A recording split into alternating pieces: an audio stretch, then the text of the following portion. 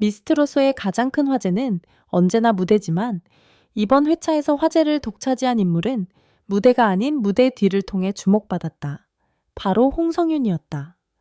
그동안 무대에서 보여준 힘있는 목소리와 감각적인 감정선 때문에 시청자들은 홍성윤을 기술형, 감성형 사이에 놓인 독특한 참가자로 여겨왔다. 하지만 이번 회차는 그 이미지 위에 새로운 층을 얻는 방송이었다. 제작진은 무대 소개 전에 짧은 영상 인터뷰를 배치했다. 이 영상은 참가자의 배경을 보여주는 흔한 VCR처럼 보였지만 이번 편집은 평소보다 훨씬 깊은 방향으로 들어갔다. 화려한 무대 대신 조용한 공간, 그리고 홍성윤의 목소리가 중심이었다. 홍성윤은 자신의 삶을 말하기 시작했다. 그 이야기는 단순한 신상을 나열하는 방식이 아니라 왜 노래를 하는가에서 출발하는 방식이었다. 시청자들은 이 지점에서 중요한 걸 하나 깨닫는다. 사람은 무대로 유명해지지만 무대를 만든 건 삶이라는 사실. 이 와중에 제작진은 집 내부 공간을 자연스럽게 보여주었다. 깨끗하지만 과하게 꾸며지지 않은 거실과 작은 작업 공간, 그리고 벽면 곳곳에 붙어있는 공연 포스터와 사진들. 그 공간은 화려한 재산을 자랑하는 공간이 아니었다. 그 대신 축적을 보여주는 공간이었다. 축적은 돈으로 채워지는 게 아니라 시간으로 채워지는 것이다. 이 장면에서 시청자들은 억지 감동 대신 현실을 느꼈다. 그리고 바로 그 지점이 방송이 계산한 포인트였다. 왜냐하면 오디션 프로그램에서 시청자의 감정을 움직이는 장치는 극적 드라마가 아니라 공감 가능한 현실이기 때문이다. 이어 영상은 가족 이야기로 넘어갔다. 홍성윤은 가족에 대해 길게 말하지 않았지만 짧은 문장과 표정에서 많은 정보가 나왔다. 특히 가족이 어떤 역할을 했는가가 중요했다. 시청자는 이 대목에서 불필요한 자극이 아니라 참가자를 지탱하는 정서적 기반을 이해하기 시작했다.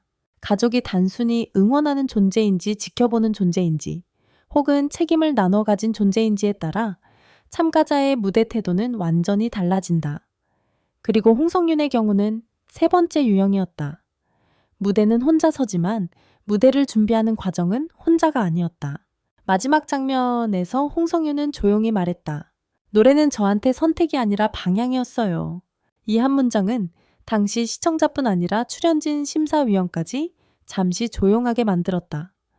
선택과 방향은 비슷해 보이지만 완전히 다른 단어다. 선택은 바꿀 수 있지만 방향은 쉬운 선택이 아니기 때문이다. 그리고 이 이야기가 끝난 후에야 홍성윤의 무대가 시작됐다. VCR이 끝나고 무대가 시작되자 스튜디오는 처음부터 조용했다.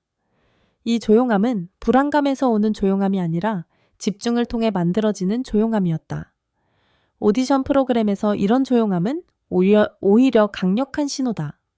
관객도 심사위원도 시청자도 이미 무대를 평가하기보다는 무대를 기다리는 상태에 들어갔다는 뜻이기 때문이다.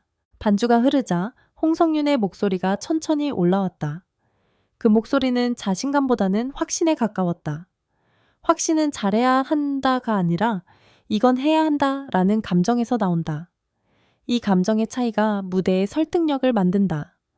그래서 어떤 무대는 기술로 감탄을 만들고 어떤 무대는 감정으로 공감을 만든다. 홍성윤의 이번 무대는 후자였다. 중반으로 넘어가자 감정의 밀도가 조금씩 올라가기 시작했다. 불필요하게 힘을 쓰지 않았고 발성을 과시하지도 않았다.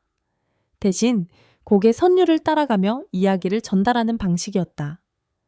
심사위원 서사에서 전달은 매우 중요한 단어다. 트롯에서는 전달이 곧 설득이고 설득은 곧 무대의 의도이기 때문이다. 후렴부에 들어가면서 객석의 반응이 조금씩 달라졌다. 처음에는 조용한 집중이었는데 뒤로 갈수록 감정을 억눌러 듣는 표정으로 바뀌었다. 무대에서 눈물을 흘리는 건 흔하지만 관객석이 무대보다 먼저 울어버리는 건 쉽게 일어나지 않는다. 마지막 문장이 끝났을 때 무대는 더 이상 노래가 아니었다. 그건 그냥 한 사람의 이야기가 가진 무게였다. 그리고 그 무게는 시청자에게 정확히 전달됐다. 심사위원석에서 장윤정이 제일 먼저 박수를 쳤다. 그 박수는 속도가 빠르지 않았고 길지도 않았다. 그 박수는 인정에 해당하는 박수였다. 그 다음으로 주현미가 고개를 끄덕이며 말했다. 자기 이야기를 노래로 옮길 수 있다는 게 가장 어려운 거예요. 이 멘트는 심사평이 아니라 거의 선언에 가까웠다. 주현미는 기술자에게는 기술을 말하고 이야기꾼에게는 이야기를 말한다. 그리고 홍성윤에게는 이야기를 말했다. 이건 심사위원이 참가자를 어떻게 읽고 있는지를 정확하게 보여준 순간이었다.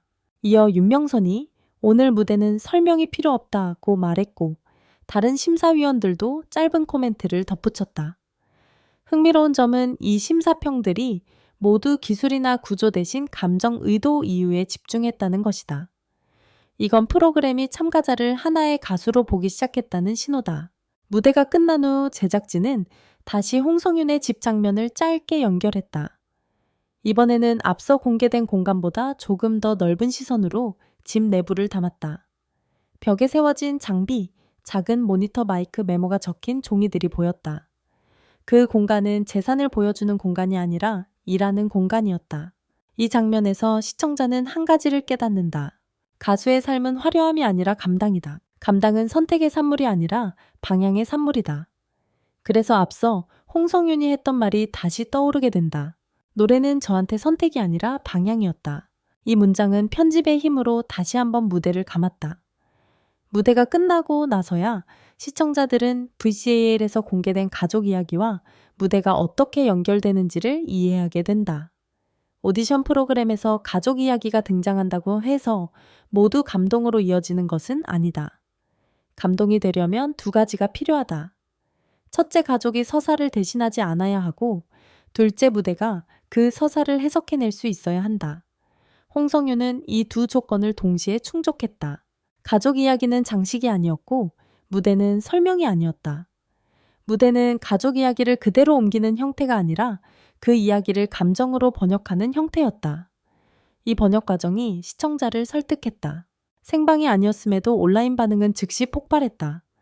댓글에는 짧은 한 줄이 유독 많이 보였다.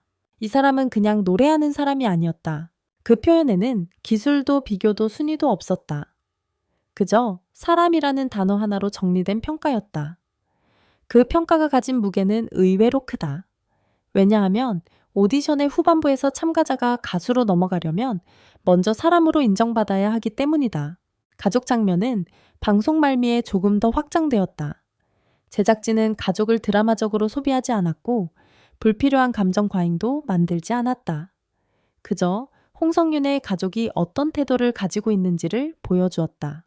가족은 그를 밀지도 않았고 막지도 않았다. 대신 지켜보고 있었다. 지켜본다는 것은 쉽게 보이지만 가장 어려운 방식이다.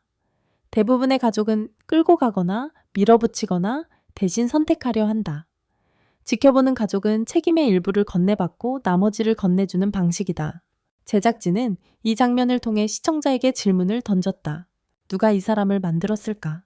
이 질문은 단순한 질문이 아니라 해석의 도구다. 시청자는 이 도구를 통해 참가자를 이해하기 시작한다. 이해가 생기면 응원이 생기고 응원인이 생기면 투표가 생긴다. 이 순서를 거꾸로 할 수는 없다. 마지막 인터뷰에서 홍성윤은 가족에 대해 많은 말을 하지 않았다. 오히려 말을 아꼈다. 오디션 후반부에서 말을 아끼는 참가자는 크게 두 부류다. 정리가 덜 된 사람이거나 정리가 된 사람. 홍성윤은 후자였다. 그는 이렇게 말했다. 제가 노래할 수 있다는 게 가족에게는 보상이라고 생각해요. 이 문장은 책임의 주어가 바뀐 문장이었다. 가족이 나를 위해 무엇을 해줬다가 아니라 내가 가족에게 무엇을 돌려주고 있다라는 방향이었다. 이 방향 변화는 오디션 참가자가 가수로 넘어가는 과정에서 자주 등장하는 장면이다. 이를 전문가들은 가수 선언의 순간이라고 부른다. 방송이 끝나고 하이라이트 컷이 올라오자 시청자 반응은 예상대로 분리되지 않았다. 찬반이 아니라 공감으로 묶였다. 이건 흔하지 않은 현상이다. 오디션 프로그램에서 무대가 공감과 평가를 동시에 얻는 경우는 많지 않다. 시청자들은 마지막에 이렇게 정리했다. 재산이 아니라 환경이었다. 가족사가 아니라 기반이었다. 노래가 아니라 방향이었다. 그리고 그 말이 이 방송의 결론이었다.